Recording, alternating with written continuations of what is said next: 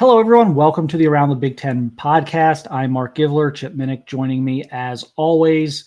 Our Around the Big Ten pre-spring capsules continue. We're asking 3 questions, 3 topics, however you want to look at it. 3 things on every Big Ten program heading into spring practice, questions they need to answer, things they need to solve. Iowa is up today.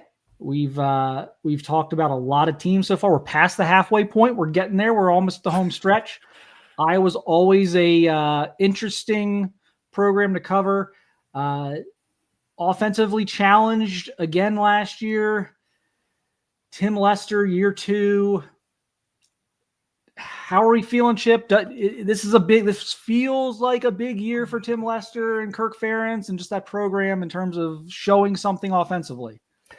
I feel better about year 2 for Tim Lester, and I realize this is going to sound like I'm just taking shots at Brian Ferentz, just how, because it's the free space on the bingo card, so to speak, to do that, like how by and large, Brian Ferentz was deservedly so the scapegoat for all of the Iowa Hawkeye fans,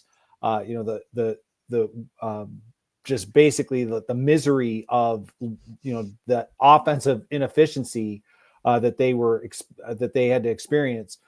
I feel that Tim Lester in year 2, and I realize it's going to be another question or questions, I should say, as we talk about Iowa. I think year 2 will be better simply because I think that in Tim Lester's case, he was coming into a situation where he knew that, people, I realize it might sound like I'm backtracking here on the Brian Ferentz thing. He realized that, all right, Brian Ferentz, the fans were happy to see him go, but he was also coming into a situation where maybe not the head coach was happy to see Brian Ferentz go, and that there might have been, trying to kind of walk cautiously and be respectful of who had preceded him and how things were done, and getting an understanding as to how Kirk Ferentz wants things to be done. Let's face it, Kirk Ferentz has earned, deservedly so, a strong reputation for development of offensive linemen. It's manifested itself not only in his career prior to Iowa, but during his time there. So the offenses have never been flashy, but it's the kind of thing where Kirk Ferentz, they usually have traditionally good offensive linemen, good tight end play. And I think now with Tim Lester in year 2, he has a better understanding as to what the expectations are from Kirk Ferentz, and he's had an opportunity to really gauge the personnel on hand and what can we do to supplement that via the transfer portal as well as through the recruiting process to kind of get better players into the program that might help that Hawkeye offense to continue to grow and evolve. Yeah, and they have to find ways to create explosives. Yes. It's not, everyone talks about like modernizing the offense, like sure, there's nothing inherently wrong with wanting to be a power running team. But you have to have some guys on the outside who scare defenses. And they just haven't been able to find the right combination. And they have to have a quarterback who can drive the ball. And they just haven't been able to find that combination yet. And Tim Lester, coming from the NFL, knows how important explosive plays are. It's such a huge part of the NFL game as well, because it's so hard to drive 70, 80 yards against an NFL defense. So you have to find ways to do this. And it's going to be interesting to see now, year 2. I thought Caleb Brown would work out there. It right. Didn't. Like, they've had some bad luck, but they just haven't recruited. It's weird. And it's not that they can't recruit athletes. They've recruited some elite athletes on defense, and so they've got to be able to just find some guys. But I think the problem they're running into is I think it's getting harder and harder to do that when you continually have years where you don't have receivers playing big parts in your offense. So that it's kind of a chicken or the egg right thing here is like, how do we need to fix the talent problem first, or do we need to start throwing to our less talented players first so we can get the talented guys, because we have to show them we're going to throw the ball? It really is just a catch-22 for them a bit there, but they've got to figure it out. And so that'll be the key this spring. Can some receivers emerge? Can Tim Lester find some creative ways to create some explosive plays? Because they'll be practicing against a great defense again. They always do. I mean, like you're getting these opportunities every day in practice to see great defense. So you should be able to, if you can dial up some things at work against your defense in practice, that should translate. So we will see. In kind of a perfect segue here is it's an open quarterback competition. Yes. And they bring in Mark Gronowski, which I loved, but he's opted to have a surgery. So he is not throwing. I believe the last update was he's not throwing until June. So you're not going to have him, it looks like, in the spring. Physically, he'll be doing mental stuff with the playbook, and we'll kind of see what his trajectory is here. But it looks like he is out until June. Brendan Sullivan is kind of been a career backup at Iowa. He is probably going to be the guy who gets the number one snaps, at least at the beginning of spring football. How do you view this? Certainly you probably can't name Gronowski the starter. Right.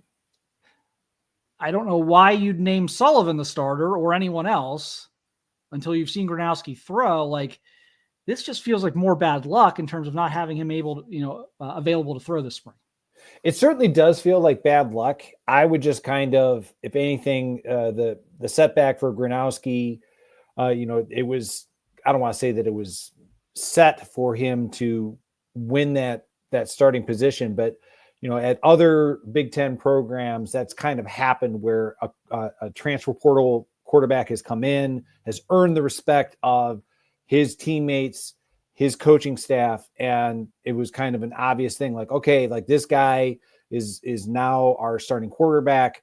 I mean, there are circumstances where quite often, kind of emerge as a team captain, even though they've only been there on campus for a few months. And so for Gronowski not to be able to throw until June is a major setback for Iowa. Within adversity, there's always opportunity. And if you're Brendan Sullivan, this is where you have to kind of, as cliche as that sounds, this is your opportunity to seize the opportunity to become that starting quarterback that, like you said, he more than likely by default will be the projected starter going into spring drills. I'm not saying that you want to try to, perform at a superhuman level, but if you can do enough that, all right, coming out of spring that you are, if they're, like that, I guess as cliche as it sounds, if we had a game today, Brendan would be our starter. Okay. Maybe it's not the most enthusiastic of endorsements, but that's better than being said, oh, well, we have not resolved the quarterback position. I think that's kind of, if you're Brendan Sullivan, is play within yourself, play well, and you can probably be considered the starter going into fall camp. And then it remains on you to hold off Mark Gronowski if he's fully healed. Yeah. And clearly Mark Gronowski was brought in to start.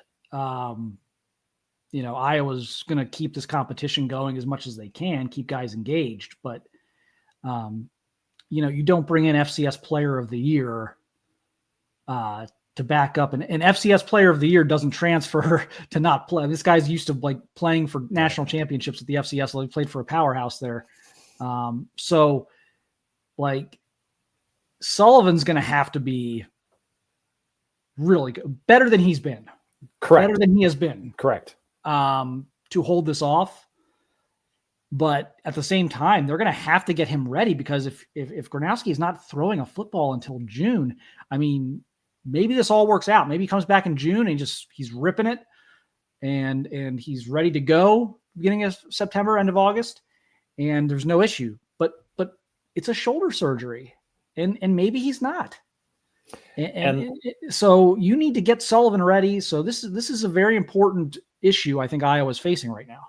And let's not forget, and I realize we're talking about Iowa, and so I apologize to any Iowa fans that say, like, Minnick, I can't believe you're bringing up Ohio State stuff. But, Braxton Miller, many years ago, shoulder surgery.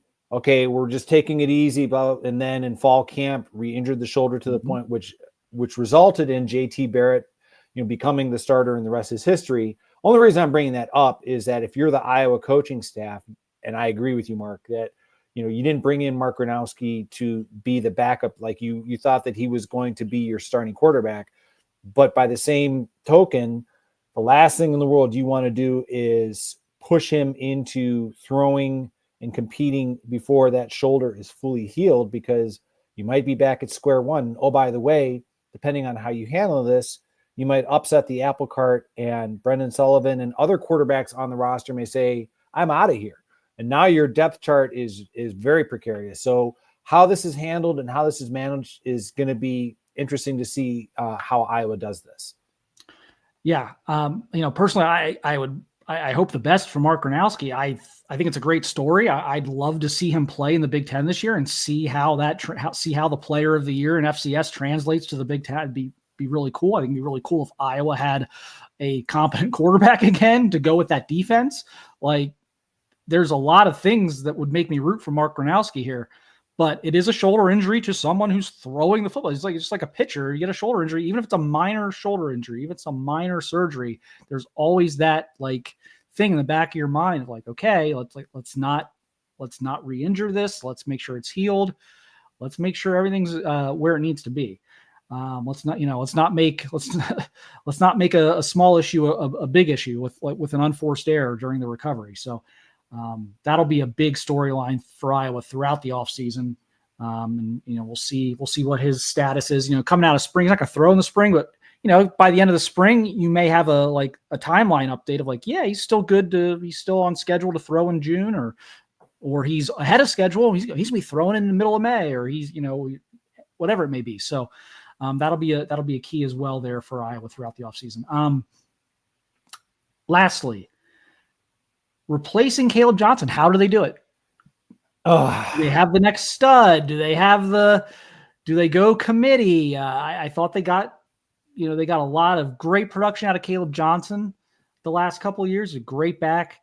Going to be drafted fairly highly in the draft. Looks like maybe even as early as the second round. So how do you replace him? And how big of a loss is that going to prove to be? Oh, that's huge. I mean, I can address that. I mean, like you're talking, I mean, like with Caleb Johnson, I mean, you're talking, a guy that, ran for over 1,500 yards. He averaged, about 128, nearly 130 yards a game. We talked about that offense and the lack of explosibility. He more than compensated for that lack of explosiveness by, kind of where I started off with, like the really good offensive line play and good running game. So my long-winded answer to the question is, if I'm Iowa, I'm going to take things naturally. I think that, just looking statistically, the players that, next on the roster, like there's a steep drop off. Kamari Moulton, Jason Patterson.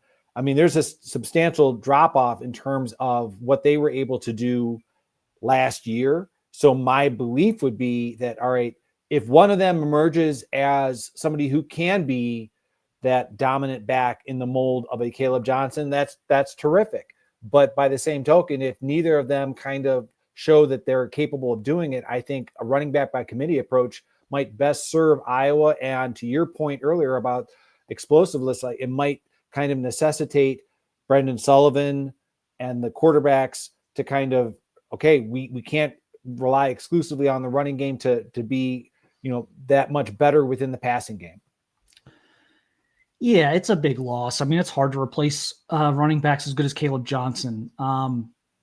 But, my money would be on Kamari Moulton. And I don't know. And let's put it this way. My money would be on Kamari Moulton getting the bulk of the carries. That doesn't mean they're not going to go committee, but my gut would be that Kamari Moulton's probably going to emerge as the number one running back, whatever that's going to mean. Again, that may not mean what it meant last year when Caleb Johnson got a very large chunk of the carries. It may just mean he gets, he barely beats out numbers 2 and 3 on carries, but he showed a little bit in the bowl. I thought he had a good bowl game. Had a nice game late in the year against Maryland. He does have a little bit of pop to him. He has a few, I think he had 3 or 4 30-plus yard runs. Right. Which for the amount of carries he got is good. He's got to get a little stronger. He's not a big guy. He's like, he's under 5'10", under 200 pounds. Is he, and that may be a spring update. Is it now Kamari Moulton's up to 205 pounds. I mean, we'll see, kind of take a look at that, how his body's growing. But to play in that Iowa offense, you almost have to be 210, 215 anyway to run between the tackles, take the beatings you're going to take being a running back in that offense. So it's definitely going to be interesting to see where his body is at compared to last year when he was just a puppy. He was a freshman last year. So there's a lot of upside there. It's untapped at this point. We will see. We won't know until we know. So I'll be curious to see kind of what his outlook is coming out of spring ball. Like what are people saying around the program? What do things look like there with Kamari Moulton? Because I think that's their best chance at having, that 1,000-yard back next year. But you're right. How they arrive at dividing the carries, dividing the playing time, that's going to be an interesting thing for sure.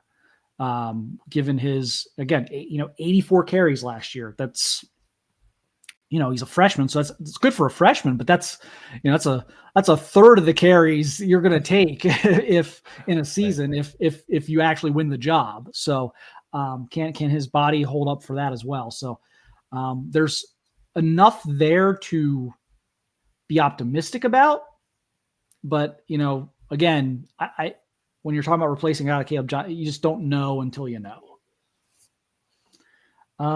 Any final thoughts on the Hawkeyes, Chip, before we wrap it up here? No, I think, I'm excited to kind of get an understanding as to how they're progressing. That's one thing I freely admit I kind of geek out on, like with Big Ten Network, like getting, kind of practice updates and things like that, and then like whatever, in terms of like their spring game, or however they decide to manage that.